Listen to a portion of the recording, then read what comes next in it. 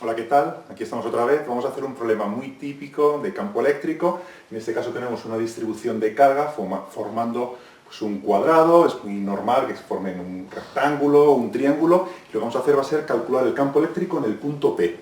Nos dan estos valores de las cargas y vamos a hallar el campo eléctrico en el punto P. Es un problema muy típico y muy fácil que a veces se os atraganta. Entonces vamos a hacerlo de la forma más normal, más sencilla, para que veáis que es muy fácil, de verdad. Venga, empezamos. Cosas que tenemos que saber para calcular los problemas de campo eléctrico. Bien, si la carga eléctrica es positiva, el campo eléctrico es saliente. Y si la carga eléctrica es negativa, el campo eléctrico es entrante. Hay algún otro vídeo en el que lo explicamos con más detenimiento, en el cual las cargas están en línea, están en una única dimensión. Aquí estamos en dos dimensiones. Más cosas. Fijaos, las cargas nos las dan en miliculombios. Para no equivocarnos, las cargas tienen que estar en culombios. Lo primero que vamos a hacer va a ser pasarlo a culombio. Un miliculombio es 10 a la menos 3, con lo cual esto será 1 por 10 a la menos 3 culombios.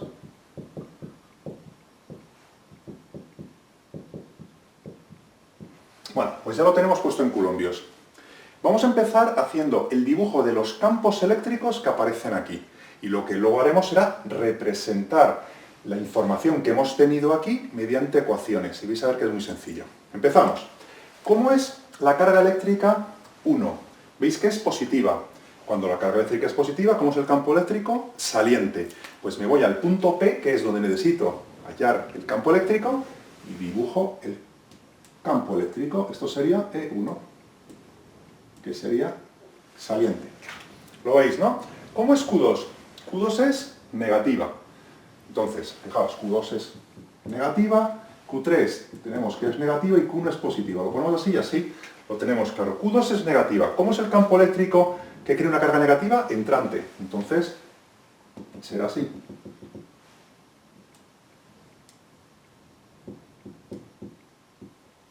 Bien, fijaos, he borro Q3. Bueno, ese sería el campo eléctrico 2. ¿Y cómo sería el campo eléctrico que crea la carga 3? Si la carga 3 es negativa, el campo eléctrico es entrante. Pues sería así.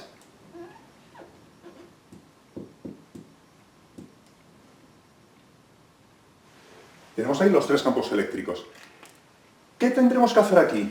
Los campos que no están ni en el eje X ni en el eje Y los tendremos que descomponer. Entonces, fijaos, E2 es este E2, ¿no? Bien, pues E2 no está en el eje X, que sería este eje de aquí, ni en el eje Y. Entonces hay que descomponerlo. Lo descomponemos como si fuesen fuerzas, como si fuesen vectores. En este caso es un vector que es el campo eléctrico. Entonces lo descomponemos así. Y esto que tengo aquí va a ser E2Y. Y esto que tengo aquí va a ser E2X. Entonces ahora es como si E2 no existiese y lo sustituimos por E2X y E2Y, igual que hacemos con las fuerzas, en los planos inclinados, en un montón de problemas que tenemos por ahí. ¿Qué vamos a necesitar aquí? Bueno, pues vamos a necesitar calcular la distancia desde Q2 hasta P. Es decir, yo tengo esto es Q2 y esto es P. Me voy a tener que calcular esa distancia. ¿Por qué? Porque la expresión del campo eléctrico sería esta, donde Q es cada una de las cargas. Sé la distancia desde Q1 hasta P, que es 4 centímetros, la distancia de Q3 a P, que es 4 centímetros, en este caso es un cuadrado, hemos dicho, pero necesito saber eso. Para calcular esa distancia lo voy a hacer mediante Pitágoras, muy fácil, ¿no? Entonces yo digo que D es igual, B cuadrado es igual a 4 cuadrado más 4 al cuadrado, ¿no? D sería la raíz cuadrada de 16 más 16, que esto sale que es 5,66 centímetros. Bien, ¿y qué voy a necesitar también? Lo que voy a necesitar va a ser calcular este ángulo alfa para la descomposición. En este caso, fijaos, como es un cuadrado, sabemos que este ángulo es 90, pues el ángulo alfa va a ser 45. Pero si no lo sabemos, que no nos damos cuenta que es un cuadrado o es un rectángulo, hay que hallar el ángulo alfa. Lo hago aquí, entonces. La tangente de alfa siempre se hace igual con la tangente, fijaos. Esto sería alfa. La tangente de alfa será igual a cateto opuesto partido de cateto contiguo, que sería 4 entre 4. Como yo os digo, aquí en este caso es muy sencillo, porque es un cuadrado y ya sabemos que el ángulo va a ser 45 grados. Pero lo estamos haciendo para un caso genérico. Esto sale que es 1, con lo cual alfa es igual a cotangente de 1. Si tengo alguna duda, pues lo hago con la calculadora, ¿eh? Y esto sale que es 45 grados. Bueno, pues con todas estas cosas ya vamos a poder interpretar este dibujo de la siguiente forma. Vamos a calcular los campos E1, E2 y E3. Vamos a calcular los módulos. Para eso voy a aplicar esta fórmula para calcular E1, E2 y E3. Entonces, E1, ponemos la constante K, que ya sabemos que es 9 por 10 a la 9. Esta constante K es 9 por 10 a la 9 en el sistema internacional, que es una constante que siempre nos dan, o que ya no sabemos de memoria de tanto usarla, ¿no? Tenemos 9 por 10 a la 9. ¿Qué carga? La carga sería Q1, que sería 1 por 10 a la menos 3. Partido la distancia. ¿Qué distancia? Desde Q1 hasta P, que son 4 centímetros al cuadrado. Cuidado que son centímetros, con lo cual hay que expresarlo en metros. Podemos utilizar la notación científica, ya que está todo así, y ponemos 4 por 10 a la menos 2 al cuadrado. Estoy calculando los módulos. Hacemos esta operación y esto nos sale 5,63 por 10 a la 9 newtons partido coulomb. Bien. Voy a hacer lo mismo ahora para el campo eléctrico 2. Hago lo mismo y digo K, 9 por 10 a la 9. La carga Q, ¿qué carga es? Menos 2 por 10 a la menos 3. Fijaos, aquí no pongo el signo, porque voy a calcular el módulo. Entonces pongo 2 por 10 a la menos 3 partido la distancia, que es la distancia desde Q2 a P, que hemos calculado aquí, que salía 5,66 por 10 a la menos 2 al cuadrado. Hago esta operación y esto sale 5,62 por 10 a la 9 newtons partido coulomb. Bien, aquí insistimos, si lo hacemos de esta forma, hay otra forma de hacerlo vectorialmente, pero a mí me gusta mucho mejor, es más sencillo, yo creo, hacerlo de esta forma. Entonces, si lo hacemos de esta forma, no ponemos aquí el signo, y no es que entonces no haya que tenerlos en cuenta, sí que hay que tenerlos en cuenta, porque los tenemos en cuenta a la hora de hacer el dibujo, y en el dibujo me va a indicar si va hacia la derecha es positivo, si va hacia la izquierda es negativo, luego lo vemos. Entonces, hacemos lo mismo ahora para el campo eléctrico 3. Sería 9 por 10 a la 9. Q3, la carga 3, que sería esto. Igual. ¿Tiene signo? No lo ponemos. Ponemos 3 por 10 a la menos 3. Partido la distancia desde Q3 hasta P, que es 4 centímetros, siempre pasado a metros, al cuadrado. Estoy aplicando esta fórmula, la fórmula del campo eléctrico. Hacemos esta operación y esto nos sale... Bueno, pues una vez que tengo esto, lo que voy a hacer va a ser calcular el campo eléctrico en el eje X y en el eje Y. Entonces, decimos, campo total en el eje X. Esto sería lo que te aparece en el eje X. En el eje X, fijaos, ¿qué tenemos? Tenemos E1 y E2X. Aquí faltaría el vector, bueno, E1 y E2X. Como estoy con módulos, estoy trabajando con módulos, voy a poner estos valores. Y ahora es donde le pongo el carácter, digamos, vectorial, de la siguiente forma. Como E1 es positivo, va hacia la derecha, y como E2X es negativo, lo pongo hacia la izquierda. Entonces yo diría que sería E1 menos E2X. Y aquí tengo un pequeño problema. ¿Qué problema? Que E1 lo tengo y tengo E2, pero no sé lo que vale E2X. Entonces, fijaos, yo tengo este triángulo que tengo aquí. Vamos a ver, lo que quiero ver es, enseñaros es este triángulo. Este que ponemos aquí. Ese triángulo. Ese triángulo es el formado por... Fijaos, esto sería E2X, esto sería E2, perdón, esto de aquí sería E2, si seguimos hacia abajo esto sería alfa y esto sería E2i, ¿no? Lo vemos, ¿no? Igual que E2i sería esto. E2i es esto y E2i también es esto. E2x y E2x. Entonces, esto es para aplicar las razones trigonométricas para calcular el valor de E2x. ¿Por qué? Porque tengo que ¿qué relación hay entre E2, que es la hipotenusa, y E2x? Pues esto es la hipotenusa y esto es el cateto contrario, alfa, el cateto opuesto, con lo cual sería, yo de aquí tengo que el seno de alfa es igual a E2x partido de 2, con lo cual E2x sería E2 seno de alfa.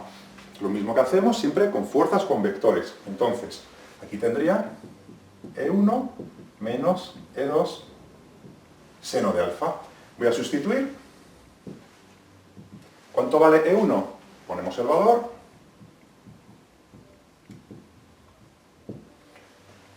E2, que sería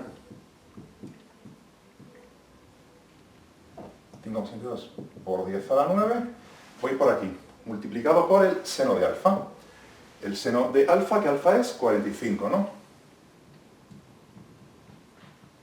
Bueno, pues hacemos esta operación y esto nos sale 1,65 por 10 a la 9 newtons partido Coulomb. Esto sería el campo total en el eje X. Y ahora hay que hacer lo mismo con el eje Y. Entonces voy al eje Y y digo campo total en el eje Y, igual que aquí hemos hecho campo total en el eje X. Me fijo, hay E3 y E2Y. ¿Hacia dónde van? Hacia abajo, con lo cual lo normal es tomarlos negativos. Pues digo que sería menos E3 menos E2Y. Ya sabéis, ¿no? Hacia la derecha positivo, hacia la izquierda negativo, hacia arriba positivo, hacia abajo negativo. Como los dos vectores van hacia abajo, los pongo negativos. Entonces, aquí tengo lo mismo con E2Y, ¿no? Lo mismo que tenía aquí con E2X. Entonces sería menos E3 y E2Y lo haré con él, como es el ángulo y el cateto contiguo, con el coseno. Muy bien. Decimos coseno de alfa es igual a E2Y partido de 2, E2Y es igual a E2 por el coseno de alfa. Y lo sustituyo aquí. Bueno, pues ya lo único que tengo que hacer es estos valores, ponerlos aquí y operar. Y el problema está ya casi terminado. Entonces, con cuidado de no equivocarnos, E3 sería esto. 1,69 por 10 a la 3. Menos E2, que sale 5,62 por 10 a la 9 por el coseno del ángulo alfa, que es 45 grados. Bueno, pues operamos esto con cuidado y esto nos sale que es menos 2,09 por 10 a la 10 newtons partido Coulomb. Bueno, pues aquí tengo el campo total en el eje X y el campo total en el eje Y. Pero necesito hallar el campo total. Entonces, el vector campo total sería el siguiente, sería campo total en el eje X, Y, más campo total en el eje Y, J. ¿Qué quiere decir esto? Esta sería la componente X del campo, y para indicar que estamos en el eje X, le pongo el vector unitario Y. Y esta, que sería la componente Y del campo, pongo el vector unitario del eje Y, que sería el J. Con lo cual nos quedaría 1,65 por 10 a la 9 Y, menos 2,09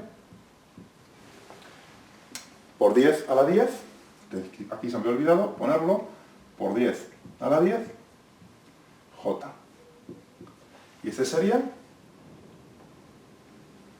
el valor del campo eléctrico en vector.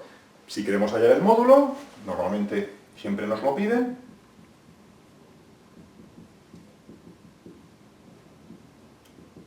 Sería, sabéis que es raíz cuadrada de cada una de las componentes al cuadrado, ¿no?